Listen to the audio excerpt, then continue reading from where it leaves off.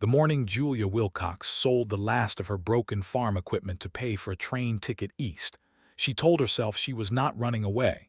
She was simply accepting what the land had already decided about her. The summer of 1883 had been cruel in the particular way that the Kansas plains were sometimes cruel, not with storms or floods or any dramatic violence, but with a slow and indifferent silence. The rains had not come when they were supposed to come. The soil, which her late father had always described as rich and generous, had cracked open in long fissures like a parched mouth, and the wheat she had planted with every last dollar of her inheritance had withered before it had even properly stood. She had watched it happen the way you watch a candle burn down to nothing, knowing the darkness is coming and having no power to stop it. Julia was 26 years old, and she had spent 2 of those years trying to make good on her father's land claim outside of Dodge City. She was not a woman who gave up easily. Her mother had often said that Julia had been born with the stubbornness of the plains themselves, which her mother had meant as both a compliment and a caution. She had tried everything a woman alone could reasonably try. She had hired a hand for the planting season, a quiet older man named Clarence who had worked hard and honestly until the heat drove him away in late July. She had hauled water from the creek herself, bucket by bucket, until the creek itself went dry. She had written to the Agricultural Extension Office in Topeka, and they had written back with cheerful advice that assumed she had resources she did not have. By the 1st of September, the decision had been made for her by the land itself. She packed what remained of her life into a single leather trunk and a carpet bag. The trunk held her mother's quilt, her father's Bible, 2 changes of decent clothing, her good boots, and a tin of letters from her cousin Margaret in Philadelphia, who had been urging her to come east for over a year.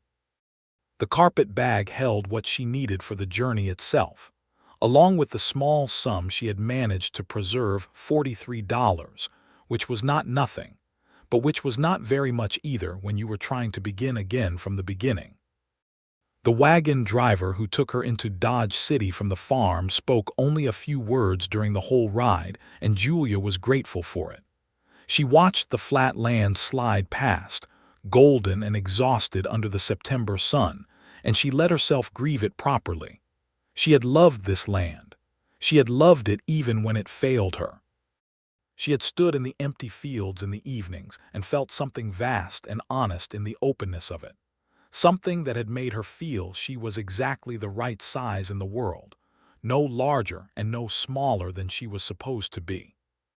Leaving it felt like leaving a part of herself behind, the part that had believed she could be something out here, that a woman alone could drive a stake into this particular ground and call it home. She arrived at the Dodge City rail station in the early afternoon of September the 3rd, a Monday, with dust on her dress and her jaw set in the particular way it set when she was holding something back. The station was busy for a Monday. There were cattle hands milling about, and a group of immigrants with their bundled possessions heaped around them, looking dazed in the specific way that people looked dazed when they had traveled very far and were not entirely certain the distance had been worth it. A woman in a yellow dress stood at the ticket counter, arguing in a low, urgent voice about something Julia could not make out. 2 children chased each other around a bench, until a man who appeared to be their father caught one of them by the collar with a resigned expression. Julia set her trunk down near the wall and went to join the line at the ticket window. It was there, while she was waiting, that she became aware of being watched. She noticed him the way you notice something out of the corner of your eye that is not precisely a threat, but is nonetheless attention, a steady, particular kind of attention that has weight to it. When she turned to look directly, she found him standing at the edge of the platform. One shoulder leaned against a support post, his hat pushed back on his head in the way of a man who is thinking rather than resting. He was looking at her with an expression that was not rude, but was unmistakably curious. He was perhaps 28 or 29, lean in the way that men who work outdoors are lean, with the kind of sun-darkened skin that comes from years of the Kansas sky rather than from any particular heritage. He wore a plain working shirt, brown with the sleeves rolled to the elbow, and his boots were the boots of a working man, well made but not new. He had dark hair that curled slightly at the temples where he was warm from the sun, and his eyes, when she caught them, were a clear and steady gray. He did not look away when she caught him looking. She turned back toward the ticket window, feeling a small flush of something she did not name. Line moved, and eventually she reached the window and spoke to the clerk, a bespectacled man of about 50 who handled her transaction with the brisk efficiency of a man who had sold thousands of tickets and intended to sell thousands more. "Next eastbound," he said, running his finger down a ledger. "That would be the 2:15 day after tomorrow, Wednesday. Transfers at Kansas City, then straight through to Philadelphia if that's your destination." He peered at her over his spectacles. "Single ticket." "Single," she said, and paid him the money and took the ticket in both hands. She stood for a moment looking at it. The paper was printed in neat black ink, very official-looking, very final. Philadelphia, Pennsylvania. It might as well have been the moon for how distant it felt from the cracked field she had left behind that morning. "You are headed east, then?" She turned. The man from the post had crossed the platform and was standing a respectful distance away, hat now properly on his head, which somehow made him look more serious. He was not smiling, but there was something in his expression that was not unfriendly. "That is generally what an eastbound ticket suggests," she said. He nodded slowly as if she had said something worth considering. "Leaving for good." She ought to have told him that it was none of his business, and she knew it, and yet something in the directness of the question stopped her from being dismissive. It was the question she had been asking herself all morning, after all, and there was something in hearing it come from someone else's mouth that made it feel more real and more answerable at the same time. "That would be the plan," she said.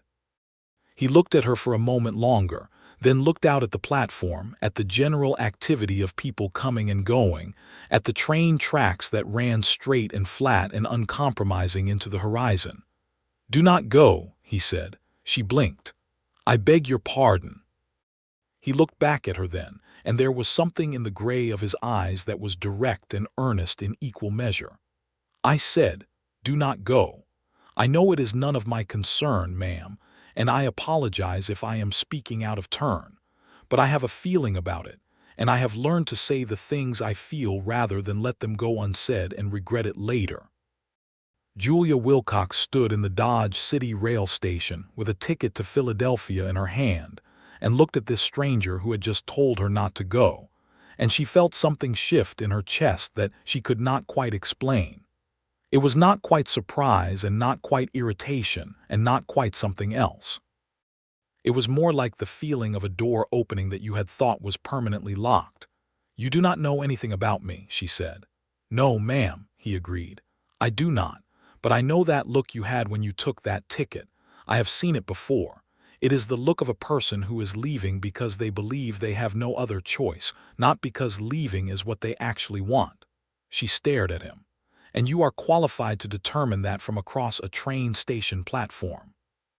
For the first time, a small smile appeared at one corner of his mouth. It changed his face considerably, made him look younger and warmer and somewhat disarming. "I'm probably not qualified to determine anything much," he said. "Stephen Ford, ma'am. I work the Double Creek Ranch about 12 miles northeast of town. I am sorry for the intrusion. I just could not let you walk away without saying it." He touched the brim of his hat, which Julia understood to be both a greeting and what he intended as a farewell, and he turned to go. "Julia Wilcox," she said. He stopped and turned back. "My name is Julia Wilcox," she said again. "And my harvest failed. All of it, 2 years of work and my entire inheritance, and the land gave none of it back. So you see, it is not that I believe I have no other choice. It is that I genuinely have no other choice."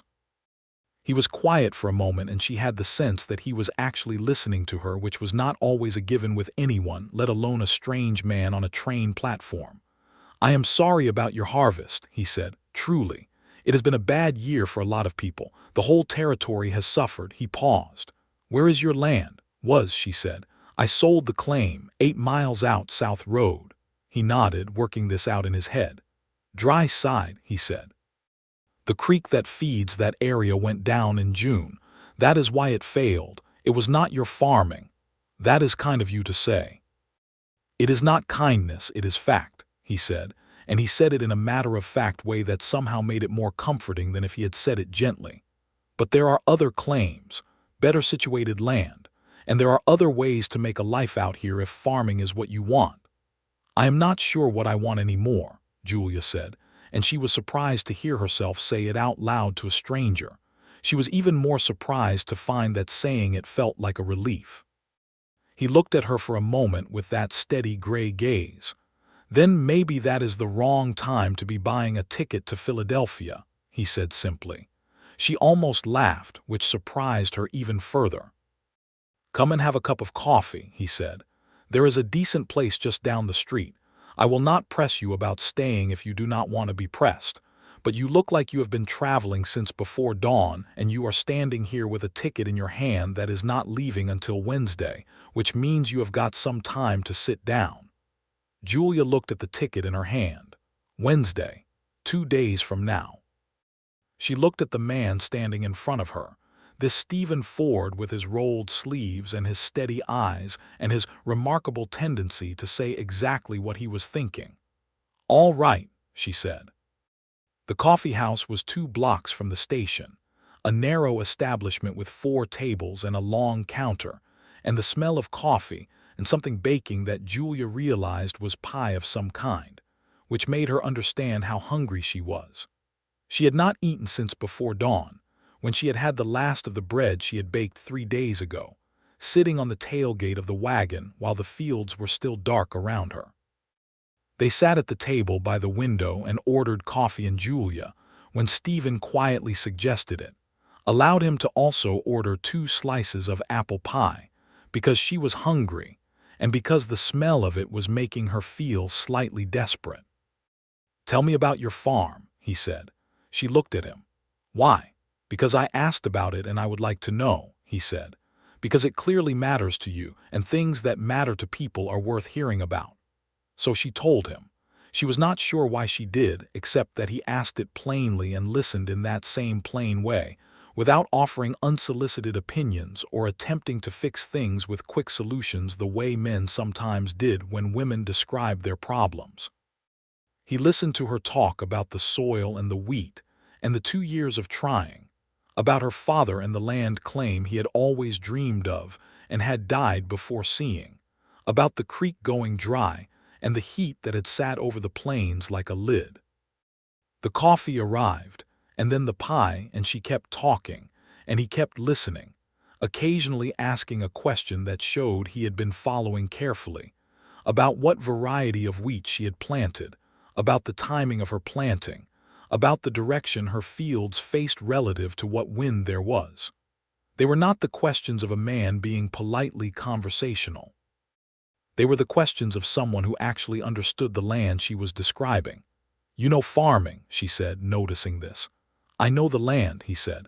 I grew up on a farm in Missouri before my family came out here. My father tried his hand at wheat for 3 years. It taught me a great deal about what can go wrong and why. A brief shadow crossed his face. It did not work out for us either in the end, but the knowledge stays. What happened? She asked, then immediately shook her head. I am sorry, that is none of my business. Drought, he said simply. 1877, bad one. My father held on as long as he could, but eventually there was nothing left to hold. He passed the following spring. My mother went to live with my sister in St. Louis after that. I hired myself out as a cattle hand and eventually landed at Double Creek. He paused. It is a good life. It is not what I imagined when I was young, but it is good. Julia watched him say this and noticed that he said it without bitterness, which she found remarkable. She herself was full of something that was not quite bitterness but was in the neighborhood of it, a hot, complicated feeling about the land and the work and the failed dream that she had not yet found a way to set down. How do you do that? She asked. Do what? Talk about losing everything without, she stopped. Without sounding like I have not forgiven it yet, he said. She nodded. He turned his coffee cup in his hands for a moment. "It took time," he said, "and I will not tell you I do not still feel it sometimes, because I do. But I came to understand something that helped me, which is that the land does not mean anything personal by it. The land is just the land. It does what it does based on rain and wind and sun, and none of that has anything to do with whether you deserved better. The hardship is not a judgment." Julia sat with that for a moment. "I think I have been taking it personally," she admitted. "Most people do," he said. "It is natural. It feels personal when you have put everything you have into something." The afternoon light was coming through the window at a low September angle, warm and golden, and it caught in the dust motes floating above their table and made the whole small coffee house feel like something out of a painting. Julia became aware that she had been sitting here for the better part of an hour with a man she had met on a train platform who had told her not to go, and that she felt more at ease than she had felt in weeks, possibly months. It was an unsettling thing to notice. "I should find somewhere to stay tonight," she said. "Is there a respectable boarding house near the station?" "Mrs. Hendricks' place on 2nd Street is good," he said. "Clean rooms, honest prices, and she feeds you breakfast which is worth knowing. She will put you up for 2 nights without difficulty. You seem to know this town well." "I have been coming in for supplies every couple of weeks for 4 years," he said. "You get to know a place." She stood and gathered her things, and he rose as she did, which she noted with a small inward observation about his manners. They walked out together into the afternoon street, which was loud with the usual Dodge City business. The stockyards not far enough away to be entirely ignorable, the saloons already producing music from somewhere, the general traffic of horses and wagons and people going purposefully in all directions. "Thank you for the coffee," she said, "and the pie. I am afraid I was hungrier than I realized." "I am glad of it," he said. Then, after a moment, he said, "Miss Wilcox, I meant what I said earlier, about not going. I know it is not my place, and I know I have no standing to say it, but I hope you will think about it before Wednesday." She looked at him. "And if I have thought about it and still get on that train?" "Then I hope Philadelphia suits you very well," he said, and he said it with complete sincerity, which made it worse somehow, or better, she was not certain which. "And if I stay?" she said, and then was immediately startled by her own question, by the directness of it, by the fact that she was asking it at all. He looked at her with those steady gray eyes, and something in them was very warm and very serious at the same time. "Then I would be glad of that," he said, "very glad." She walked to Mrs. Hendricks' boarding house with her trunk and her carpet bag and her ticket to Philadelphia, and she sat on the narrow bed in the clean small room and looked at the ticket for a long time. Through the window she could see a strip of the western sky, still lit with late afternoon gold, and beyond the rooftops the enormous and indifferent flatness of the Kansas plains. She did not sleep well that night, which was not unusual for her lately, but the reason for the sleeplessness had shifted in a way she could not entirely account for. She was thinking about gray eyes and a man who said things directly instead of wrapping them in consideration. She was thinking about the way he had said the hardship is not a judgment, and how she had needed to hear that without knowing she had needed it. She was thinking about the fact that she was 26 years old and had been so focused on the farm and the failure of it that she had forgotten, somewhere along the way, that there were other things a life could be made of. She was also thinking, in a practical part of her mind, that she had $43 less the cost of 2 nights at Mrs. Hendricks and incidentals, and that the ticket to Philadelphia was already paid for, and that her cousin Margaret was expecting her, and that she had made a decision, and it was a sensible one. She thought about all of this until well past midnight, when she finally fell asleep with the ticket on the nightstand beside the candle. In the morning she went down to the common room and ate Mrs. Hendricks' breakfast, which was eggs and bread and salt pork and strong coffee, and she was glad of every bite of it. She was the only guest at the table that morning, and Mrs. Hendricks, a comfortable woman of about 55 with an efficient manner and kind eyes, sat with her for a few minutes with her own cup of coffee. Passing through, Mrs. Hendricks asked, I have a ticket for Wednesday, Julia said. To Philadelphia. Mrs. Hendricks nodded. You do not sound certain about it. Julia looked up from her eggs. Does it show? A little, Mrs. Hendricks said. She was quiet for a moment, then said, I came out here in 1869 with my husband, who was going to start a feed supply business. He died in 1871, 2 years in. I stayed. She shrugged, a comfortable movement. I am glad I did, but I will say it is harder for a woman alone than it ought to be. The territory is not always fair about that. No, Julia agreed. It is not. But there is help to be had if you know where to find it, Mrs. Hendricks said. And the land itself is not the enemy. People sometimes blame the land when really it is the circumstances. Julia thought of Stephen Ford saying the hardship is not a judgment, and felt a small jolt at the echo of it. She spent the morning walking around Dodge City in a way she had not allowed herself to do much during her 2 years near it, because during those 2 years she had always been in town for a specific errand, and had always been in a hurry to get back to the farm. Now she had nowhere to be and no specific errand, only a ticket for Wednesday and an open day, and she walked along the main street and the side streets and looked at the town as if she were a visitor to it, which in a way she now was. Dodge City in 1883 was not the wild and lawless place it had been a few years earlier, though it retained the energy of a place that had been through considerable drama and still carried the memory of it. The Long Branch Saloon was still a significant establishment. The cattle trade was still robust.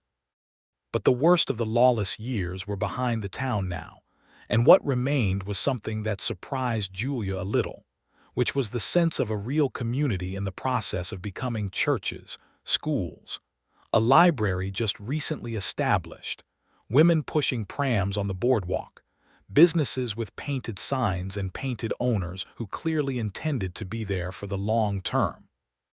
She stood for a long time in front of a dry goods store with a handwritten notice in the window. The notice said, in careful block letters, Help Wanted, Counter Work and Stockroom, Inquire Within, Room Above Available to Right Applicant. She stood and read it several times. Then she went in. The man behind the counter was perhaps 60, with the look of a man who had been behind a counter for a great many years and was comfortable in that position. He looked up when she came in with the expression of a man ready to sell something. The notice in the window, Julia said.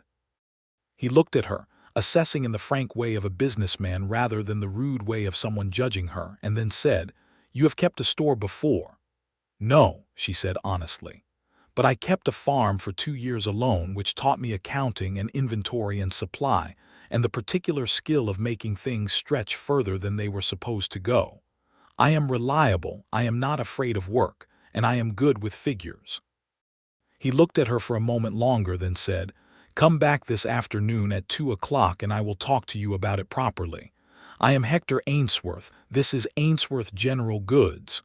You are Julia Wilcox, she said. She was at his door at 2 o'clock precisely. What she had not expected, when she returned at 2 o'clock to Ainsworth General Goods, was to find Stephen Ford already there, leaning against the counter talking to Hector Ainsworth in the comfortable way of people who knew each other. He turned when she came in, and a look of genuine surprise crossed his face, followed immediately by that small, warm smile that she was beginning to find disproportionately noticeable. Miss Wilcox, he said. Mr. Ford, she said. You know each other, Hector asked, looking between them. We met yesterday, Stephen said. I saw your notice this morning, Julia said to Hector, setting aside the strangeness of Stephen's presence. Hector explained the position. It was counter work, Monday through Saturday, helping customers and managing the inventory, which had become too much for him to manage alone since his wife's health had declined. The room above the store was small but private, with its own staircase from the outside, and it came with the position. The pay was modest but honest, enough to live on carefully. Julia asked sensible questions about the inventory system and the accounts and the typical customer volume, and Hector answered them, and Stephen stood a little to one side and did not say anything, only listened. At the end of it, Hector said, Can you start Monday? Julia thought of the ticket on the nightstand. She thought of her cousin Margaret's letters, warm and welcoming, waiting for her in Philadelphia. She thought of the farm and the failed harvest and the decision she had made to leave. She also thought of a man who had said do not go, not because he needed anything from her but because he had a feeling about it and had chosen to say so. "Yes," she said, "I can start Monday." She went back to the station that afternoon and returned the ticket. The clerk gave her back the money with a slightly baffled expression, as if the returning of eastbound tickets was not a common occurrence. She folded the bills and put them in her purse and walked out of the station into the September afternoon feeling something she had not felt in months, which was possibility, which was frightening and clarifying in equal measure. She wrote a letter to Margaret that evening at the small desk in her room at Mrs. Hendricks, explaining that her plans had changed, that she had found a position and intended to stay. She apologized for the inconvenience because she knew Margaret had been preparing for her arrival. She promised to write regularly. She sealed the letter and went out and posted it before she could change her mind. When she came back from the post office, Stephen was standing outside Mrs. Hendricks, which surprised her. He had his hat in his hands and the expression of a man who had arrived somewhere and was not entirely sure of his welcome. "I heard you returned the ticket," he said. She stared at him. "How on earth did you hear that?" "This is a small town," he said. "The station clerk told the woman at the telegraph office who told it does not matter. Is it true?" "It is true," she said. He exhaled, not dramatically, but in the way that a person releases a breath they have been holding. "I am glad," he said. "You said that yesterday," she pointed out. "I mean it more now that it has actually happened," he said. Then he looked at his hat for a moment and back at her. "I would like to take you to supper tonight if you would allow it. The hotel dining room is respectable. I would like to know more about you, Miss Wilcox, properly, if you are willing." Julia looked at him standing there with his hat in his hands in the early evening light, the particular September light that made everything in Kansas look a little like something out of a dream, and she made another decision. "I am willing," she said. The hotel dining room was indeed respectable, with white cloths on the tables and candles lit, although it was not yet fully dark, and a menu that included beef and chicken, and a vegetable soup that turned out to be better than Julia had expected. They sat across from each other and talked for 2 hours without the conversation ever lagging or stalling, which was remarkable, and which Julia filed away as significant. Stephen told her about the Double Creek Ranch. It was a cattle operation mostly, about 400 head, run by a man named George Calloway, who was a fair employer, and had given Stephen steadily more responsibility over the 4 years he had been there. He was now essentially the foreman in practice, if not yet in title, which he described without vanity, simply as a fact about his current situation. He told her he liked the work, liked the long days and the open sky and the particular satisfaction of moving cattle across land that seemed to go on forever. He told her he had ideas about eventually having his own operation, something modest, which he was working toward slowly. Julia told him about her parents, about her mother who had died when Julia was 16 and her father, who had raised her after that with a mixture of practical competence and baffled love. About the schooling she had received in Ohio, where she had grown up, before her father had caught the Western fever that took so many men in that era and had decided the plains were where their future was. About the 2 years of the farm, not just the failure of it but the good parts too, the dawns over the flat land, the particular smell of the earth in spring, the way the sky over Kansas was unlike any sky she had ever seen anywhere, enormous and completely real. "You love it," Stephen said. "The land." "Even after everything." "Yes," she admitted. "Is that foolish?" "No," he said. "It is honest." He paused, then said quietly, "It is one of the first things I noticed about you." She looked at him. "On the platform, you noticed that from across the platform." "There is a way a person looks at a landscape," he said. "Even when they are in the middle of a station, even when they are busy with a ticket, you looked at it as if it mattered." Julia found she had nothing to say to this, So she said nothing, and the silence between them was not uncomfortable at all. He walked her back to Mrs.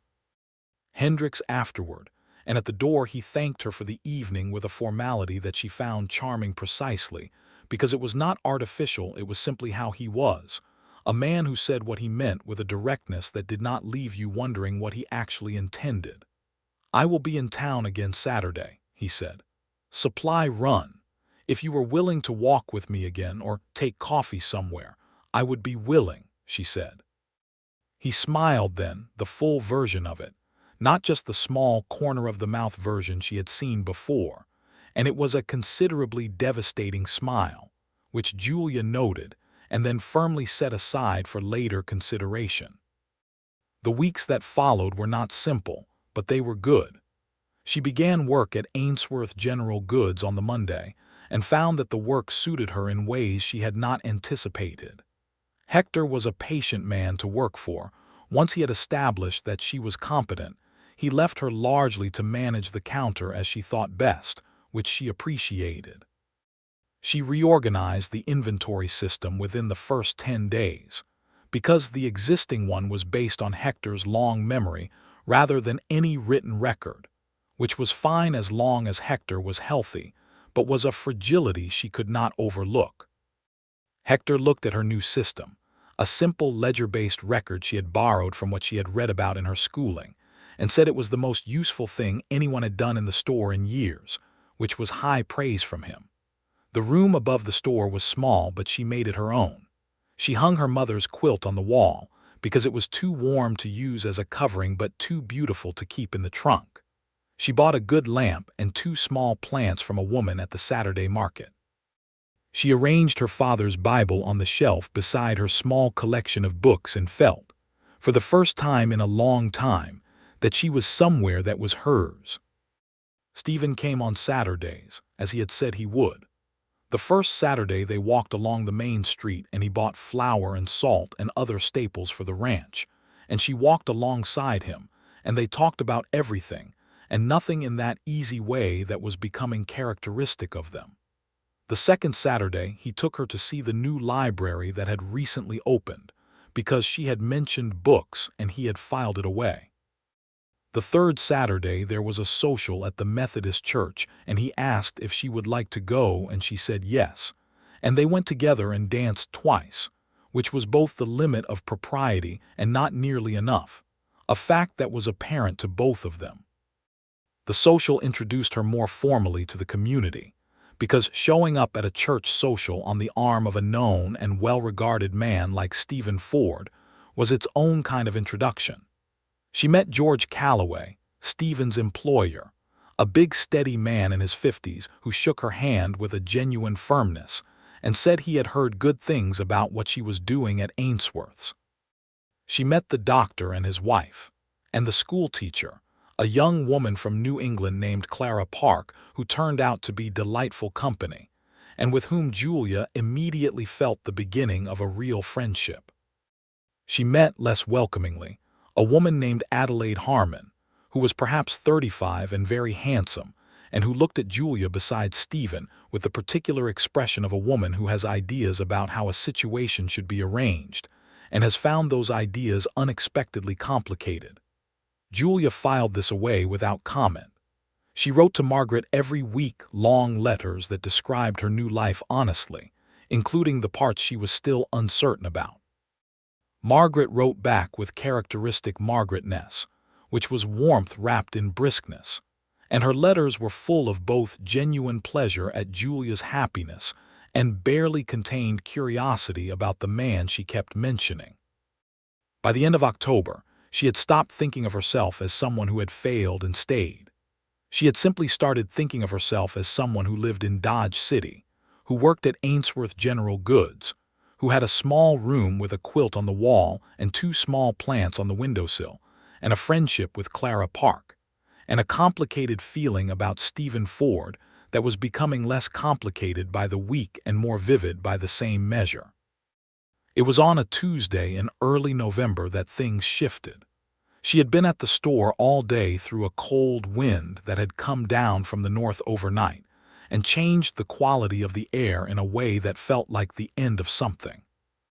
The last customer of the day, a young man buying leather goods for his gloves, had just left when she heard the horse outside and looked up to see Stephen coming through the door, which was unusual because it was Tuesday and not Saturday, and he had given her no indication he would be in town. He looked different than he usually did. Not alarmed exactly, but alert in a way that suggested something had happened. "There is trouble at the ranch," he said. "Nothing dangerous, nothing that should concern you. But I am going to be in town for a few days sorting it out, and I wanted to. I did not want to just appear on Saturday without having told you." He stopped, seeming to realize the slight strangeness of this explanation. "I wanted to see you," he said more directly. "That was really why I came in." She looked at him across the counter of the store in the lamplight of the Tuesday evening with the wind outside, and the feeling in her chest was very clear and very warm, and no longer something she could reasonably pretend was ambiguous. "I am glad you did," she said. He smiled, and then they looked at each other across the counter for a moment in a way that said quite a lot without any further words. "What kind of trouble at the ranch?" she asked. He explained. Two of the hands had quit suddenly, which was not uncommon in the cattle business but had come at a difficult time, and there were some questions about the winter supply situation that needed to be resolved in town. It was all very manageable but required his attention for a few days. "Will you have supper with me tonight?" he asked.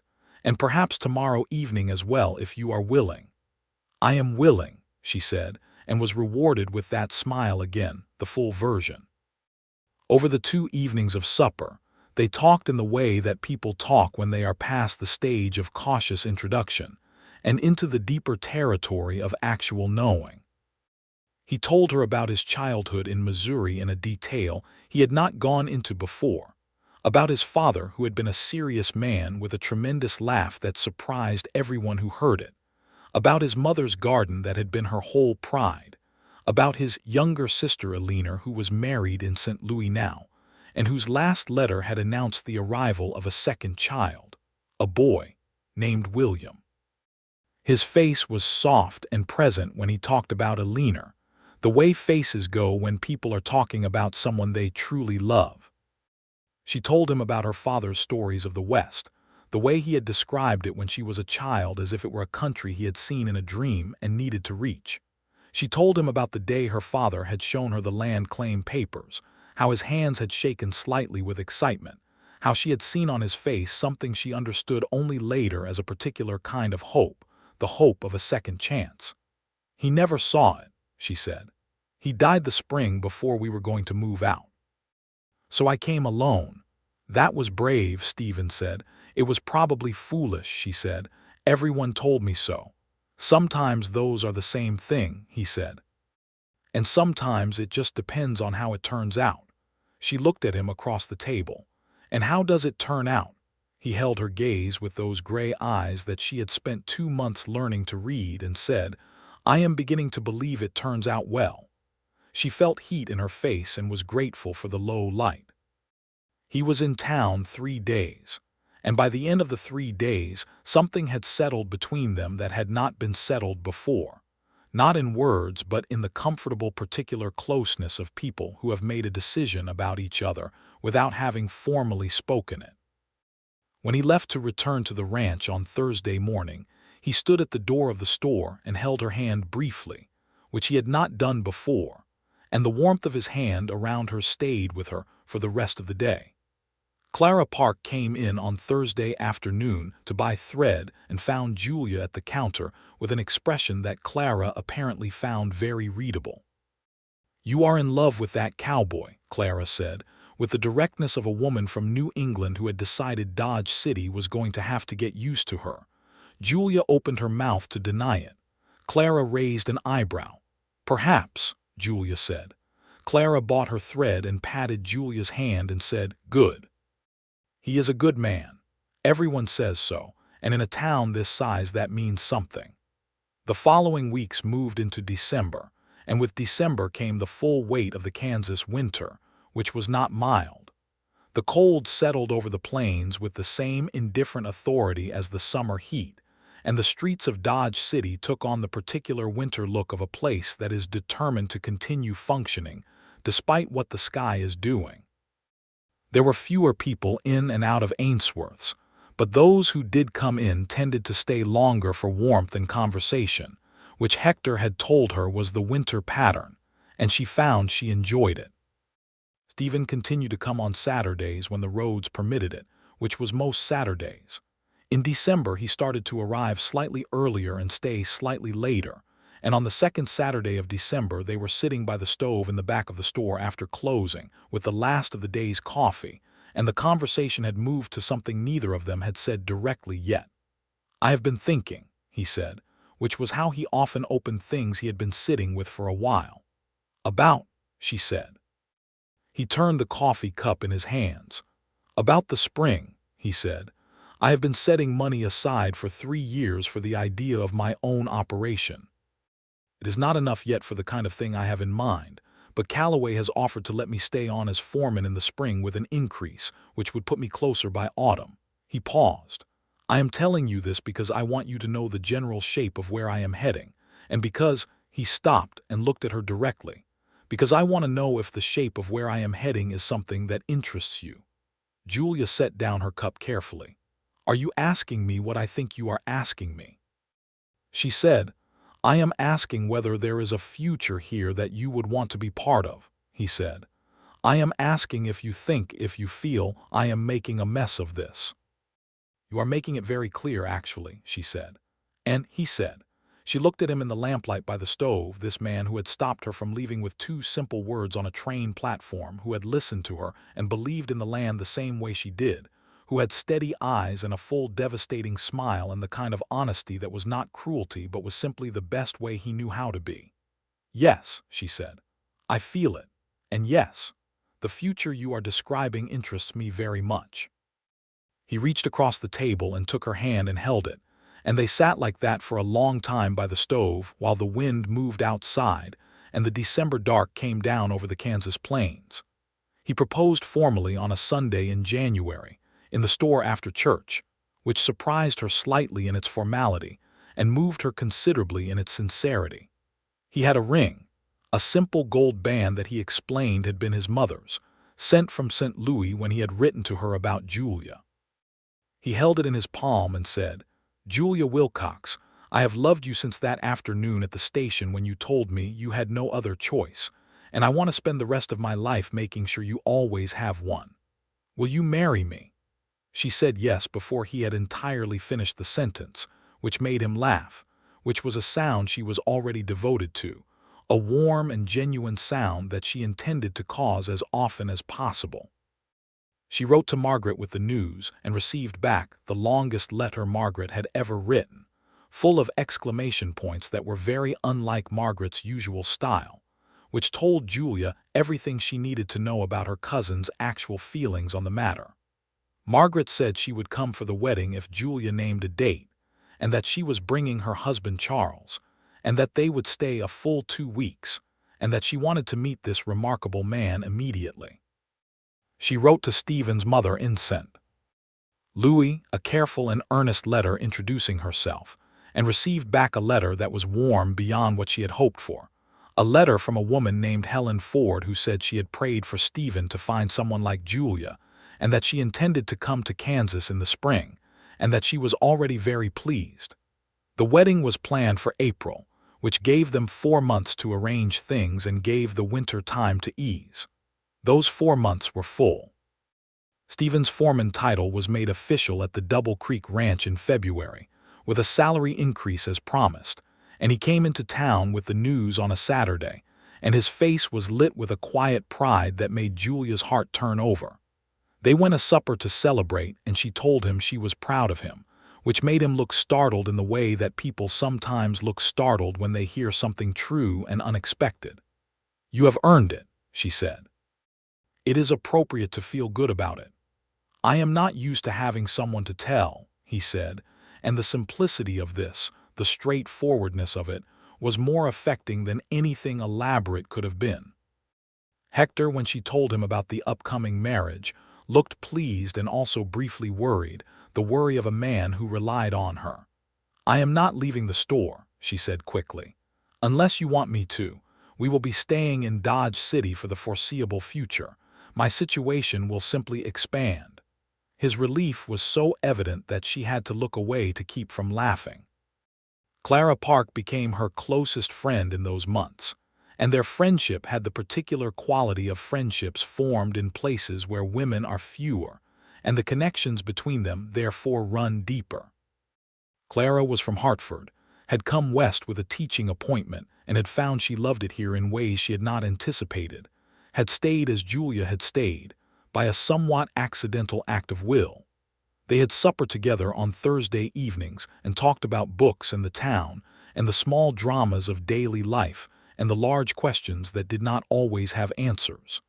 "Are you certain?" Clara asked her one Thursday in February, in the way of a good friend asking not out of doubt but out of love. "About Stephen," Julia said. "About all of it, about staying, about this being the life you want." Julia thought about this honestly because Clara deserved an honest answer. She thought about the farm and the failure and the train platform and the ticket she had returned and the chain of decisions that had led from that Tuesday afternoon to this one. "Yes," she said, "I am certain about him. And about the life, I think this is what it is supposed to look like when it is right. Not effortless, but right." Clara nodded and poured more tea and said, "Good. That is the kind of certain that lasts." March brought the first warmth, and with it the particular energy that comes over the prairie in spring, a sense of the land shaking itself loose from the grip of winter and beginning again. Julia noticed it with a pleasure that was both the simple pleasure of warmth and something more specific, a recognition of the cycle, the fact that the land that had failed her a harvest was already in the process of offering another one to someone else, somewhere, and that this was the nature of it.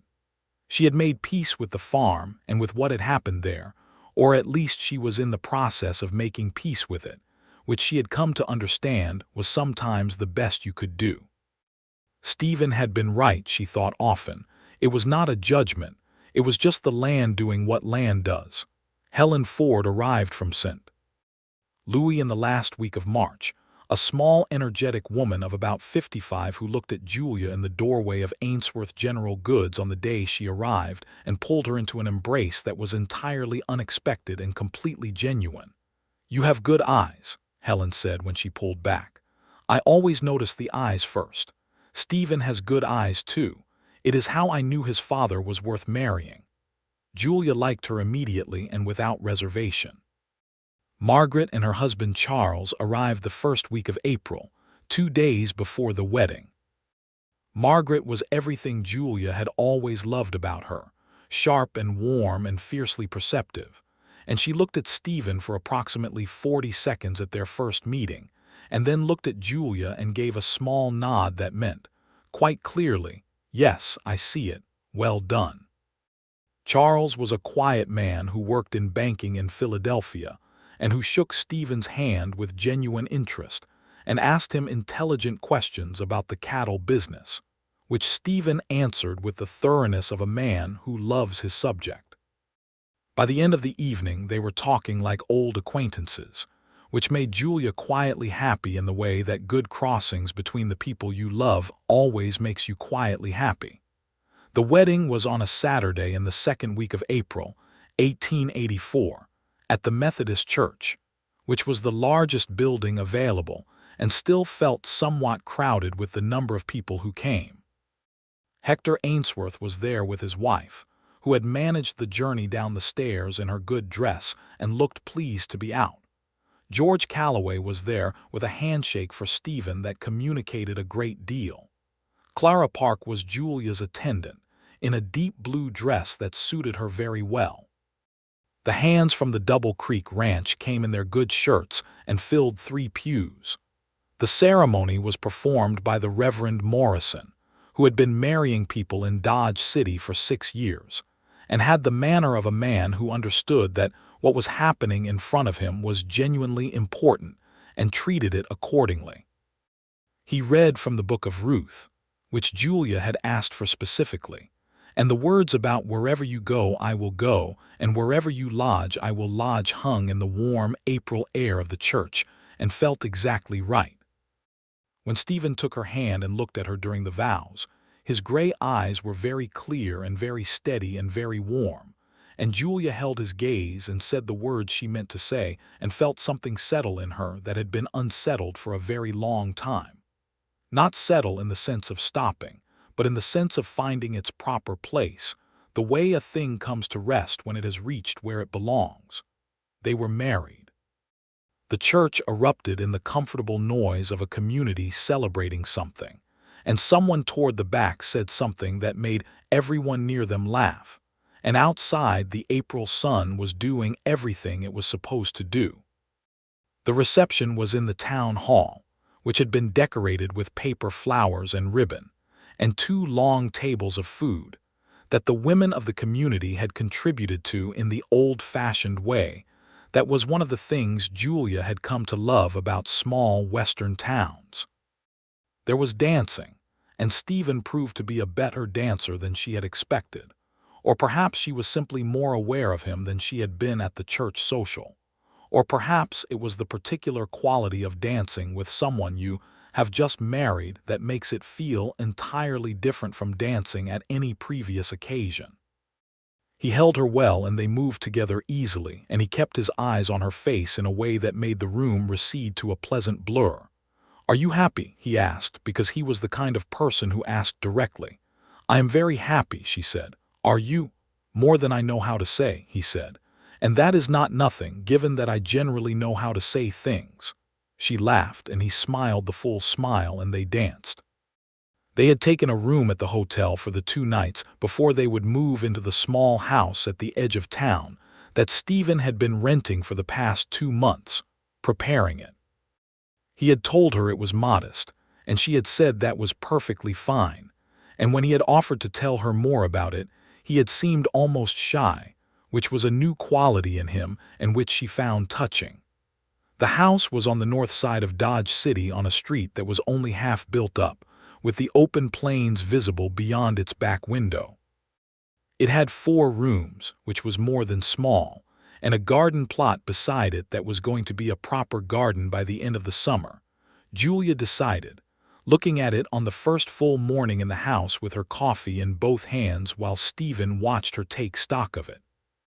"The soil here is better than the south side," he said, reading her mind. "I know," she said. "I asked Hector. He said the creek comes close enough to this side of town that the ground holds moisture better." He shook his head, smiling. "You have been planning this garden since before we moved in." "I have been planning this garden since November," she said, and laughed at his expression. The spring and summer of 1884 were the best of Julia's life thus far, which she was aware of even as she was living them, which is a particular kind of luck. The work at Ainsworth's was good and steady, and Hector had begun talking about the possibility of a partnership, which was something she was thinking about with the same practical care she gave everything. The garden took shape, and by July it was producing vegetables enough for themselves and to sell at the Saturday market, which she did, not because they needed the income, but because she loved the market and loved the particular satisfaction of the garden doing what she had planted it to do. Stephen's work at Double Creek continued to go well, and the money they were setting aside for their own operation was growing. They talked about it regularly, not anxiously but with the steady purposefulness of people who have a plan and are executing it. He wanted land north of town, better watered, good for both cattle and, if they wanted to try it again, crops. Julia agreed about the location. She was not sure yet about the crops, but she was not ruling anything out. In August, Julia told Stephen that she believed she was expecting a child. He sat very still for a moment after she said it, and then he reached across the table and took both her hands in his, and looked at her with an expression that she did not have a word for, something compounded of joy and gravity, and a love so large it was almost frightening. "Julia," he said, and just the way he said her name was enough. "Are you pleased?" she asked, though she already knew. "I am." He stopped and shook his head. "I do not have the word for it. Yes, profoundly. Are you well? Are you feeling all right?" "I am feeling perfectly well," she said. "I am feeling very well, in fact." He brought her hand to his mouth and pressed his lips to her knuckles, which was not a gesture she had seen from him before, and the tenderness of it made her eyes sting in the best possible way. Helen Ford was written to, and wrote back immediately with a letter full of happiness and practical advice in equal measure, the advice being of the kind that was genuinely useful rather than alarming, which Julia appreciated.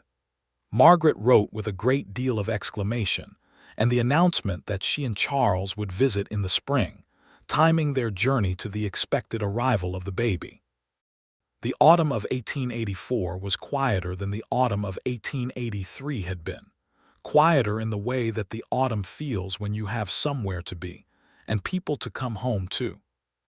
Julia's condition was not difficult in the early months, though there were mornings when she was grateful for the biscuits she kept by the bed and for Stephen's steadiness about it, the way he simply helped without making her feel fragile, which was exactly the right approach, and which she told him so. He was attentive without being overwhelming, which was characteristic of him in general. He asked how she was feeling and listened to the answer, and responded to whatever she actually said, rather than to some idea he had formed independently about what she should be experiencing. He was good at this, at paying attention to what was actually in front of him rather than what he had expected to find, which she had noticed early in their acquaintance, and which made him easier to be honest with than almost anyone she had known. There was a disagreement in October, which was perhaps the first real one, about the question of the partnership with Hector. Hector had made the offer more formally by then, a genuine business partnership, a share in the store in exchange for a substantial investment of the savings they had been building.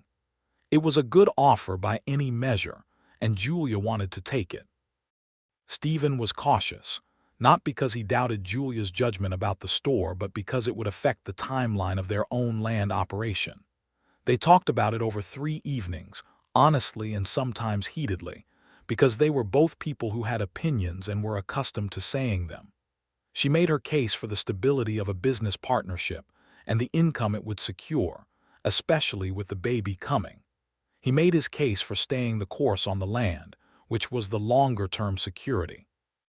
Neither of them was wrong. They were balancing 2 legitimate goods against each other.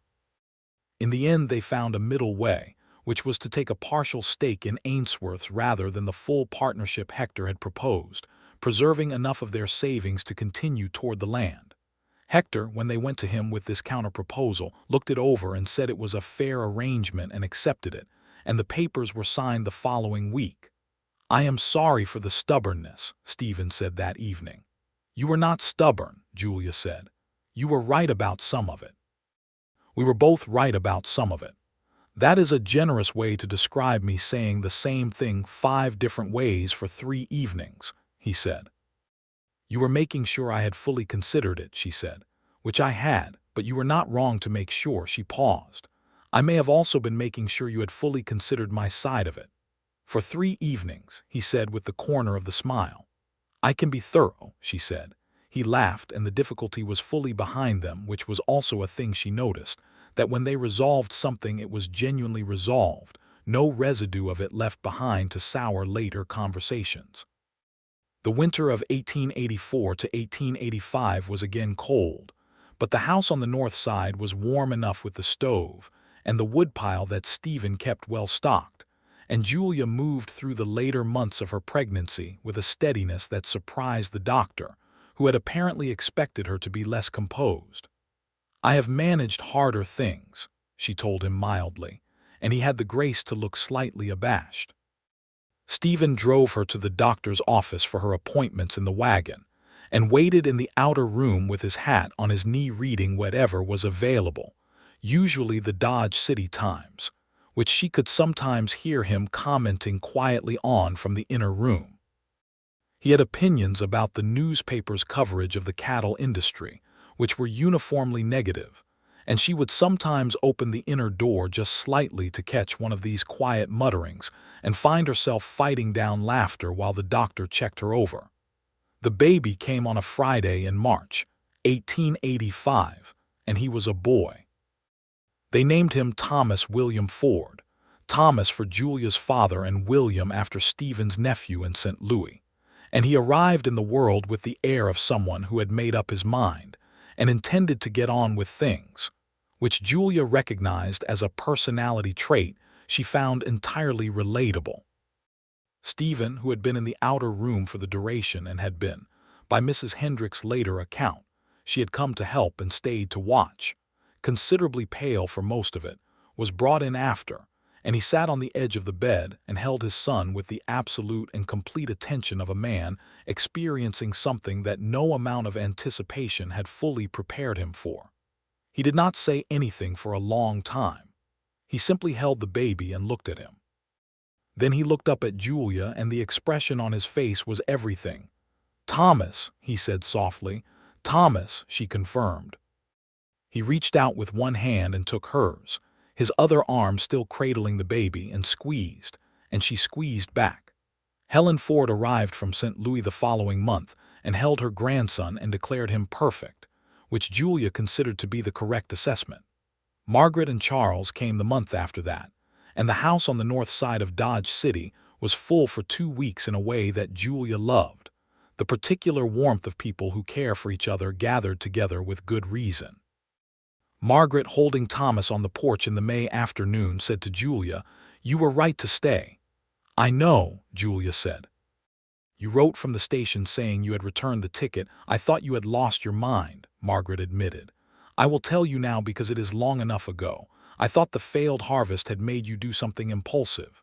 "It might have been impulsive," Julia said, "but it was right." "It was both," Margaret said. "I am glad you are the kind of person who does the right impulsive thing." She looked out at the prairie beyond the edge of the town.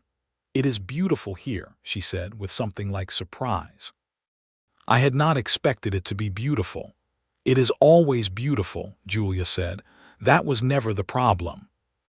The summer of 1885 moved forward in the way of good summers, busy and warm and full of ordinary days that were quietly extraordinary.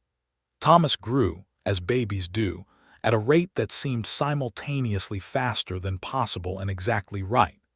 He had Stephen's gray eyes, which Julia had been hoping for, and which she chose not to tell Stephen, because it seemed like the kind of thing she could mention when he noticed it himself, which he did one morning in July. "He has my eyes," Stephen said, looking up from the baby with a slightly stunned expression. "Yes," Julia said. "I thought it was just the baby gray, but no. Those are your eyes," she said.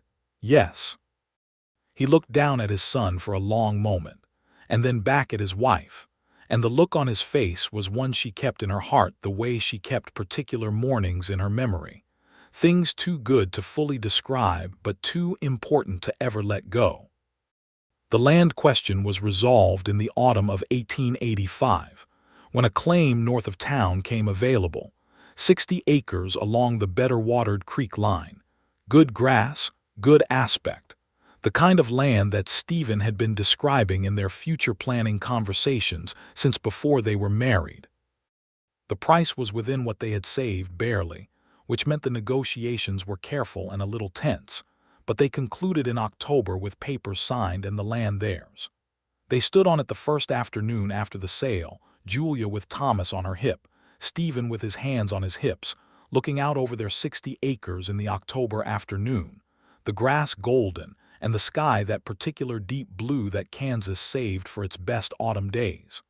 "What are you thinking?" she asked. "I am thinking about where the house should go," he said.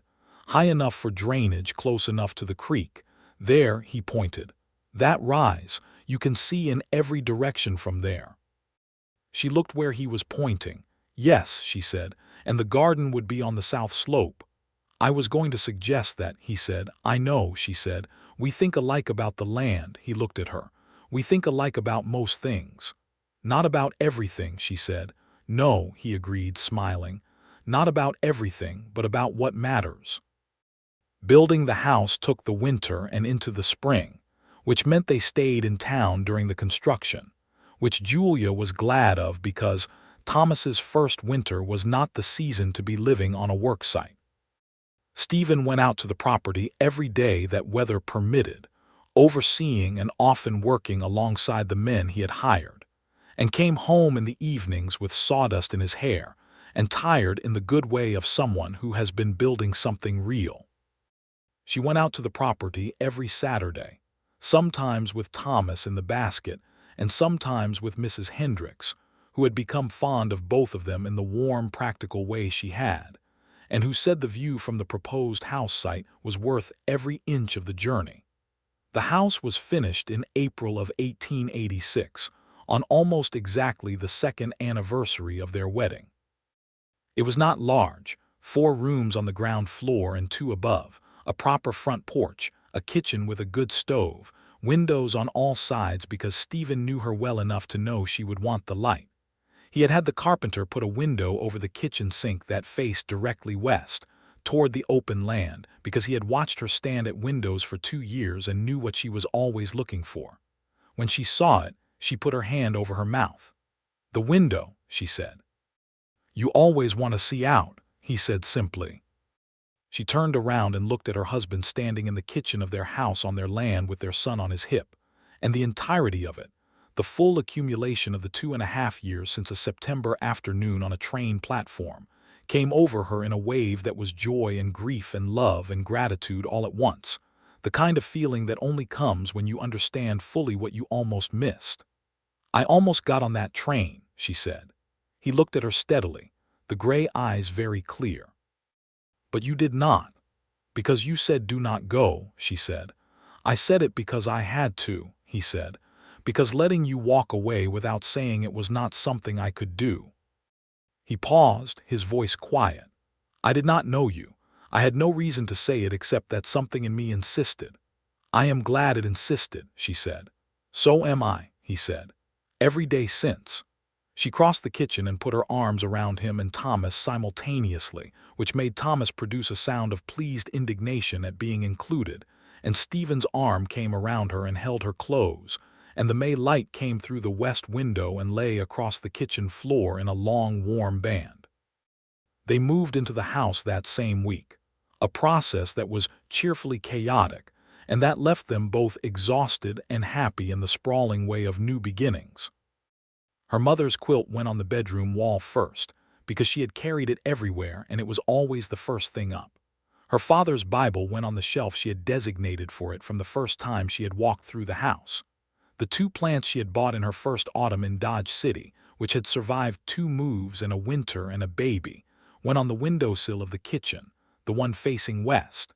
Stephen noticed the plants on the windowsill and said, "Those plants have traveled a long way." "Everything I care about has traveled a long way," she said. He looked at her with an expression of warmth that was quiet and complete. The cattle operation was smaller to begin with than Stephen had imagined in his most ambitious planning, 35 head rather than 100. But he said it was the right way to start, careful and well within what they could manage, and that 35 head on good land was a better beginning than 100 head on hope. He was right, and Julia had been right to agree with him about it, and the cattle settled into their 60 acres as if they had always been there. She continued her stake in Ainsworth General Goods through 1886 and into 1887, working 3 days a week rather than 6 now that they were on the property, and Hector was completely comfortable with this arrangement, which worked because he had hired a second person for the counter, a young woman named Rosa who was quick and good with the customers. Julia's role had moved more into the accounting and ordering side, which she was good at, and which she could sometimes do at the kitchen table in the evenings, while Stephen sat across from her doing the ranch accounts, and Thomas slept upstairs. These evenings at the kitchen table were among the things she loved most, which she knew was not very dramatic but was very true. The lamp lit between them, the accounts books open, occasionally passing a figure across to each other for confirmation, occasionally discussing a purchase or a sale or a plan, occasionally one of them saying something that had nothing to do with accounts at all and the other looking up, and the conversation going somewhere entirely different for half an hour. He had a habit she loved, of reading aloud anything he found interesting, which meant their evenings were periodically interrupted by something he had read in the newspaper or a book, or, in one memorable instance, the back of a seed catalog that had contained an article about soil conditions in the Western Territories that he had read in its entirety while she sat across from him with something between amusement and genuine interest. She had her own habits. She had a tendency, which he had pointed out, of going very still and very quiet when she was working through a significant problem, which he had learned meant she needed silence and would surface when she was ready. She had a habit of singing under her breath when she was doing work that did not require concentration, old songs she had learned from her mother, and he had told her once simply that he liked to hear it. In 1887, a drought year for parts of the territory, their north side property and its proximity to the Good Creek meant they were significantly less affected than farms and ranches to the south, which was the thing Stephen had known and bet on when they bought it. Their cattle went through the summer in reasonable condition, and their kitchen garden produced enough that Julia was preserving into November with the particular focused satisfaction of a woman who had been through a failed harvest and understood exactly what it meant to have one succeed.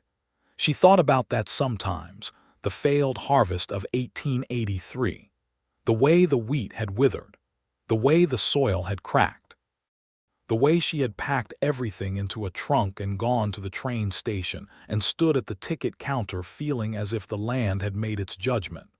The hardship is not a judgment, Stephen had said. He had been right. The hardship had been a circumstance, a particular configuration of dry weather and a south-facing claim with a creek that went low in drought years, and it had set her on a road that had led here, to this kitchen, to this man, to this child upstairs, to this land that was producing and green and hers in a way the South Side claim had never quite been, though she had tried her best to make it so.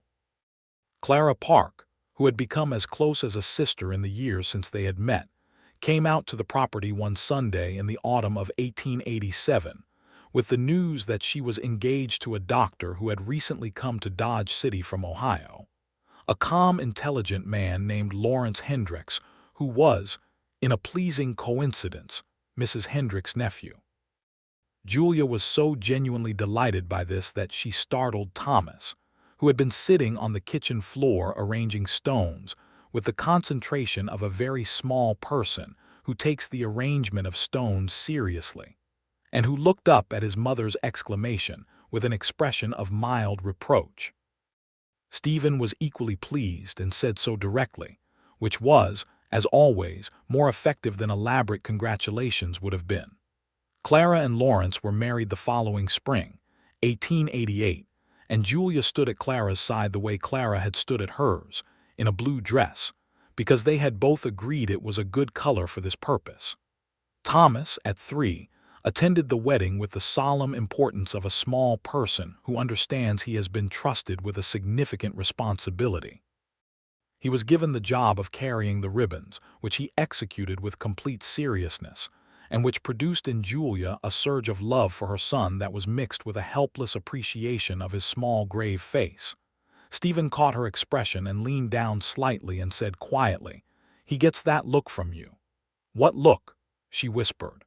"The one that says he has decided the thing he is doing is important and he intends to do it correctly," Stephen said. She pressed her lips together to keep from laughing in church. The years took on their shape. Good years, the kind that do not announce themselves but that, you understand in retrospect, were exactly what they were supposed to be.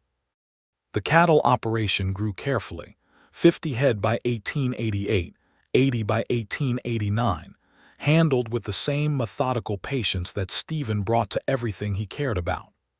Julia's stake in Ainsworth's was profitable, and the work was satisfying, and she had come to feel that the balance of ranch and business was exactly right for her, more varied than either alone would have been. Thomas grew into a boy who had his mother's stubbornness, and his father's directness, and some quality of his own that was entirely himself, a thoughtful and curious quality that made him the kind of child who asked questions and waited for genuine answers. He followed his father around the ranch with the absolute devotion of a boy who has decided he knows exactly what he wants to be, which Stephen accepted with a gravity appropriate to the trust involved. In the spring of 1889, Julia told Stephen she was expecting again. He was out at the far fence when she came to tell him, because she had decided she did not want to wait for the evening. She walked out across the field in the April afternoon, with the grass new green under her feet, and the sky doing everything it was supposed to do, and found him repairing a section of fence with the concentrated attention of someone in the middle of a physical problem. He looked up when he heard her, and something in her face must have told him immediately, because he set down what he was holding and turned to face her fully. "Again," he said. "Again," she said. He came to her in 2 strides and put his arms around her and held her, and she felt his breath against her hair. "Thomas is going to be very important about this," he said. She laughed. "He is going to be extremely important about it." He held her at arm's length and looked at her with those gray eyes that she had looked into on a train platform in September of 1883 and had been looking into every day since. "Are you happy?" he asked, because he always asked. "Completely," she said. "Are you?" "You know the word I have for it," he said. "The same one as last time." "More than you know how to say," she said. "Yes," he said. "That one." The second child was a girl born in the early morning of December 1889 in the house on the north property, in the room with the west-facing window. She came into the world with considerably less urgency than Thomas had, taking her time about it in a way that the doctor, who had driven out from Dodge City through the December dark, described as entirely healthy, and Julia described, privately and with great fondness, as characteristic. They named her Catherine Helen Ford, Catherine for no one in particular but because it was the name that suited her from the first moment, and Helen for Stephen's mother, who had been told by letter, and whose response had arrived 10 days later in a state of complete joy. Thomas, who was 4 3/4, received his sister with the exact degree of solemnity she had predicted to Stephen during the pregnancy. He looked at her for a long time where she lay in Julia's arms, and then he looked at his father and said, "She is very small." "You were very small once," Stephen said. Thomas considered this. "I am not small anymore," he said. "No," Stephen agreed. "You are not."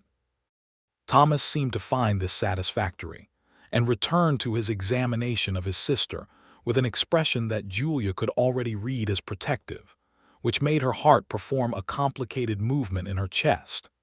She looked at Stephen over the heads of both their children, and Stephen looked at her, and the house was warm, and the December wind was outside where it belonged, and the lamp was lit, and everything was exactly as it should be.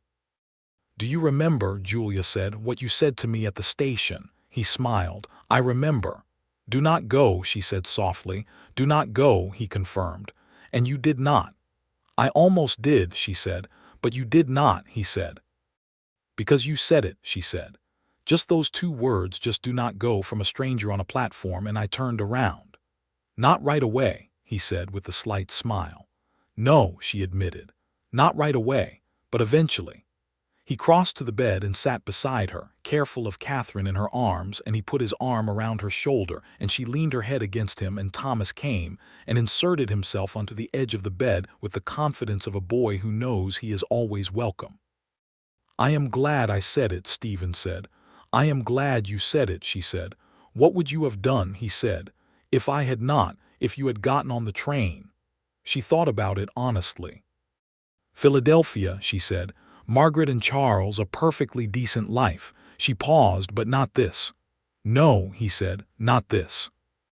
They sat in the warm room in the December evening, the 4 of them together, and outside the Kansas sky was enormous and dark and full of stars, the same sky that had looked down on the cracked fields of the failed harvest and the train station platform and the coffee house and the church social, and all the ordinary, extraordinary days of the life they had built together from that single, unrepeatable moment. In the years that followed, the Ford property became one of the more productive operations in the area north of Dodge City, not the largest but well regarded for the quality of its cattle and the sound management of its land. Stephen Ford had the reputation of a man who understood his land and worked it honestly, which was the reputation he had always wanted and which he had earned exactly as he had planned to earn it, carefully and over time. Julia Ford, whose name appeared in the Ainsworth Goods partnership ledger, and whose organizing hand was visible in everything from the store's inventory system to the community library committee she chaired for 3 years, had the reputation of a woman who was capable of most things she chose to turn her attention to, which was also accurate.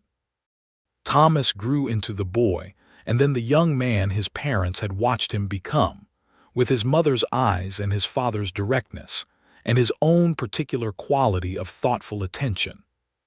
He was, by the time he was 12, already more useful on the property than several grown men, a fact Stephen mentioned with quiet pride and Julia received with a complex mixture of pleasure, and the determination to also make sure he read widely and knew more than one way to be in the world. Catherine grew in the opposite direction from her brother, which was inward, in the sense of being a child who had a rich interior life and who needed time alone in a way that Thomas never had. She loved the land as fiercely as either parent, but she loved it quietly, in long solitary walks along the creek and a habit of sitting very still in the field and looking at things. Stephen understood her in the specific way of a man who had been that kind of child himself, and Julia loved her for it, and also gently, over years, helped her find the words for what she saw in her long looking, because Julia believed that the things you could articulate you could share, and the things you could share connected you to other people. When Julia was 39 and Stephen was 41, on a September evening that happened to fall very close to the anniversary of their meeting, they sat on the porch of the house on the north property and watched the last of the day go down over the Kansas plains. The sky did the thing it sometimes did in September, the long burning colors, orange and gold, and then the deep impossible red that faded slowly upward into the first blue of the coming dark. Thomas was 17 and in town, which he was permitted to be on Saturday evenings as long as he came home at a sensible hour, a rule he adhered to with the reliability she had always counted on from him. Catherine, who was 9, was sitting on the steps below the porch doing something with a piece of charcoal and paper, drawing the sky, which she had been doing with increasing skill for 2 years. Stephen had his arm along the back of Julia's chair, and she had leaned back into it in the easy way of people who have been next to each other long enough that proximity has its own grammar. "Do you ever think about it?" he asked. "About what?" she said, though she had a sense of what he meant. "That day," he said, "the station." "Yes," she said, "not as often as I used to, but sometimes, September especially." He was quiet for a moment, watching the light. "I was not sure you would stop," he said. "When you turned around and looked at me, I had said do not go, and I was expecting you to tell me to mind my own business." "I nearly did," she said, "but you told me your name instead," he said. "Yes. Why?" She thought about this, as she had thought about it before, at various points over the years, because it was one of those moments that she had never been entirely sure she understood, only that it had happened and that it had been right. "Because you said it plainly," she said finally. "Because you were not asking for anything. You did not say do not go because you wanted something from me or because you were trying to impress me or manage me. You said it because you believed it was true and you thought I should hear it." She paused. "I had not heard someone speak to me quite like that in a long time, just plainly, so I answered you plainly." He was quiet for a long moment. "That is what I thought," he said finally. "At the time, I thought if I speak to her honestly, something honest will come back."